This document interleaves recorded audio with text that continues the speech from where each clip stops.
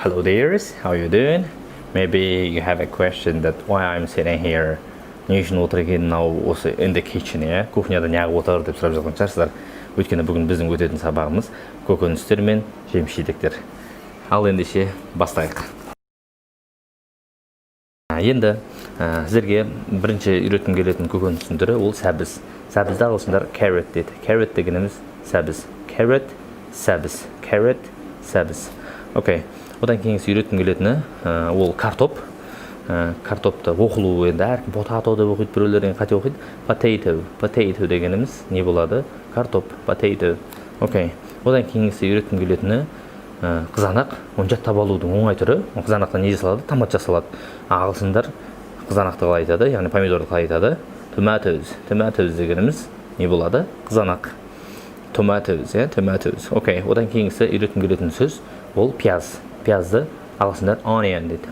Onion дегеніміз пияз. Onion, пияз. Onion, пияз. Одан кейінгі үйреткім келетін сөз ол чеснок. Чеснокты ағылшындар garlic дейді. Garlic. Чеснок, garlic. Окей. Одан кейінгі үйреткім келетін сөз ол грибы. Яғни саңырауқұлақ. Саңырауқұлақты ағылшындар mushrooms дейді. Mushrooms. Mushrooms, саңырауқұлақ. Mushrooms, саңырауқұлақ. Mushrooms. Окей. Одан кейінгі үйреткім келетін сөз ол асқабақ. Асқабақты ағылшындар pumpkin дейді. Pumpkin. Pumpkin. Асқабақ, pumpkin. Окей.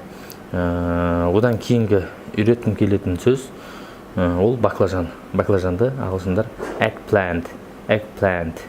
Eggplant дегеніміз не? Баклажан. Одан кейінгі үйреткім келетін сөз ол бұрыш, яғни болгарскийді ғой, енді болгарскийді bell pepper. Bell pepper дейді. Bell pepper дегеніміз болгарский. Bell pepper. Ал егер ол қызыл бұрыш болатын болса, яғни әші бар ғой, чили дейді, әртүрлі айтады ғой, қызыл. Соны red pepper. Red pepper дейді. Red pepper дегеніміз қызыл бұрыш. Достар, қазір көкөністерді өттік. Көкөністерден бөлек енді біздің өтетініміз жеміс-жидектер. Жеміс-жидектердің саны енді бұл жерде аз.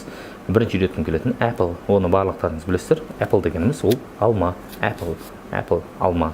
Енді apple мен байланыстырып жаттауға болатын тағы бір сөз pineapple. Pineapple дегеніміз ол ананас.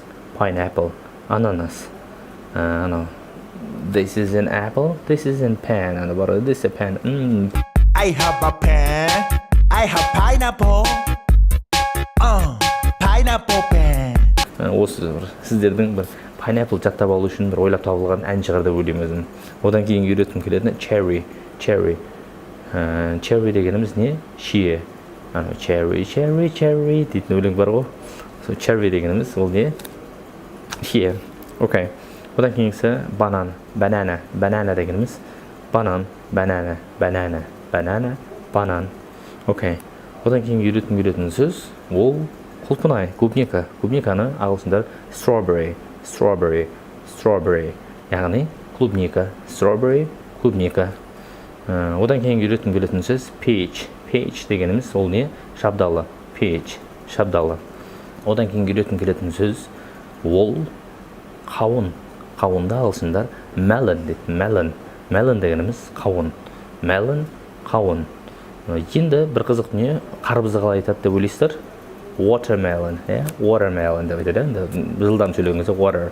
Water дейді. Суды. Watermelon дегеніміз қарбыз. Watermelon, қарбыз. Одан кейінгісі үйреткім келетіні lemon. Lemon. Lemon дегеніміз лимон. Lemon. Lemon. Окей.